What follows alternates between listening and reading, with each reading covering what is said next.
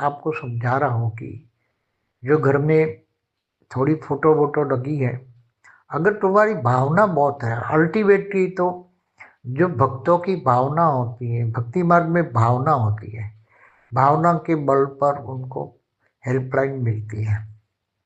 और ज्ञान मार्ग में तो आत्मा की ओन पावर बढ़ाते हैं, आत्मा परमात्मा का ज्ञान होता है, तो आत्मा स्वरूप बनकर परमात्मा से पावर, आत्मा की पावर लेते हैं। तो आत्मा की पावर बढ़ने से ओरा अच्छा हो जाता है, तो नेगेटिव आत्माएं अगर ओरा में आती है तो मुक्त हो जाती है। तो ज्ञान और भक्ति में फर्क है।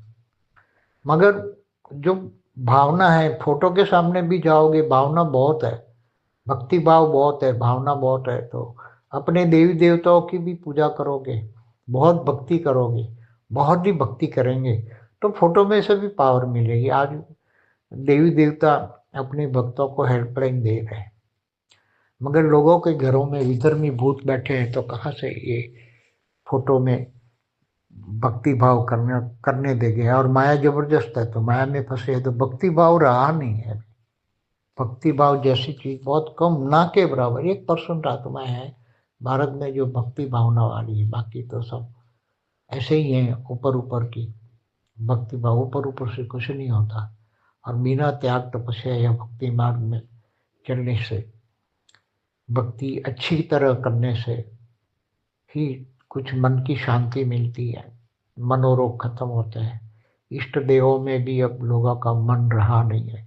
लोगों के मन इसलिए हिल रहे हैं, लोगों के मनों में ये आता है ना कि भी हमारे देवी देवता कहाँ गए, कि जब इतने सारे लाखों मंदिर हिंदुओं को तोड़ के मस्जिद बनाया, तो लोगों की बुद्धि में, जो पढ़े लिखे लोग हैं, ये सोचते हैं कि हमारे देवी देवता जो अपनी मंदिरों को नहीं बचा सकते, तो फिर हमें क्या बचाएंगे। और आज की हालत देख रहे हैं, चारों ओर युद्ध हो रहे हैं, तो लोग सोचते ही हैं। इसलिए नास्तिक होते जा रहे हैं, बहुत नास्तिक होते जा रहे हैं, बस घूमना फिरना खाना पीना। इसलिए भक्ति भावना भी बहुत कम रहेगी। और साधु संत आप देखते हो, साधु संतों के नाम पर भी बहुत बदनामी हो गई है। इसलिए सनातन धर्म में बहुत कमजोरी आ गई है।